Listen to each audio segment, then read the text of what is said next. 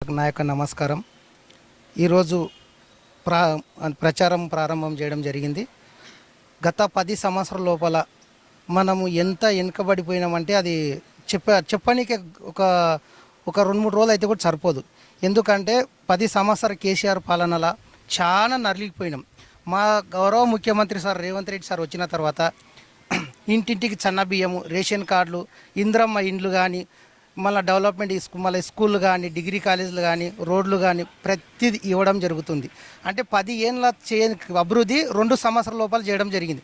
ఉదాహరణ చూస్తే మా ఎస్సీ కాలనీలో దాదాపు ₹1 కోటి వరకు కూడా చేయడం రీసెంట్గా ఐమెక్స్ లైట్లు కానీ, తర్వాత సీసీ రోడ్లు కానీ ప్రతిదీ చేయడం జరిగింది.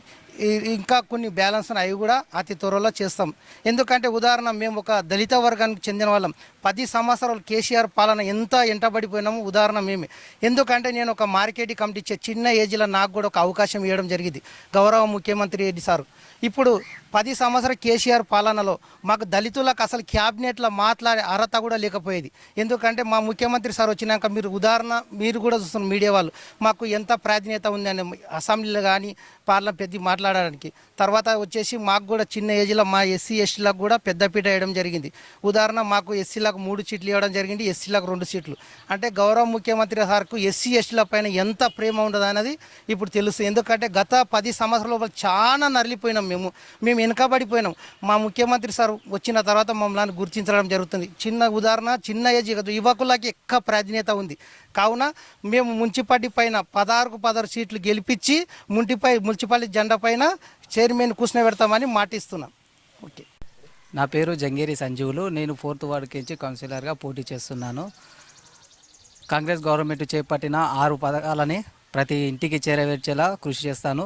ముందుగా యువతకు ప్రాధాన్యత ఇచ్చి వాళ్ళ యొక్క సలహాలు సూచనలు, పెద్దోళ్ళ యొక్క సలహా సూచనలు తీసుకొని పార్టీ ఎలా ముందుకెళ్ళాలి, పథకాలని ఎలా ప్రజల్లోకి తీసుకెళ్ళాలి అని వాళ్ళతో చర్చించి వాళ్ళకు కావాల్సినవి సమకూర్చి ప్లస్ గవర్నమెంట్కి ఇచ్చి గిట యువతకు కోరుకునే పెద్దల సహకారంతో తీసుకొచ్చి వాళ్ళకు అందేలా కృషి చేస్తాను.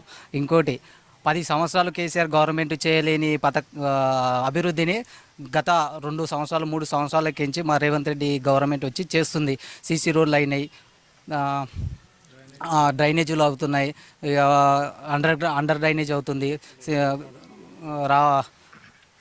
కోజీ నుంచి డబల్ రోడ్ అవుతుంది. గెలిస్తే కొంచెం మా కాలనీలో సీసీ రోడ్లు కావాల్సింది దాదాపు ఒక 80% అయింది. ఇంకా 20% బ్యాలెన్స్ ఉంది. దానికి గిట్ట శంకుస్థాపనలు జరిగినాయి, బిల్లు గిట్ట శాంక్షన్ అయింది. గెలిచిన వెంబడే సీసీ రోడ్లు ప్లస్ అండర్ డ్రైనేజీ కొన్ని ఇళ్ళు ఒక 70-60 ఇళ్ళు వచ్చేది, అది గిట్ట చేస్తాను, ప్రజలకు మాటిస్తాను.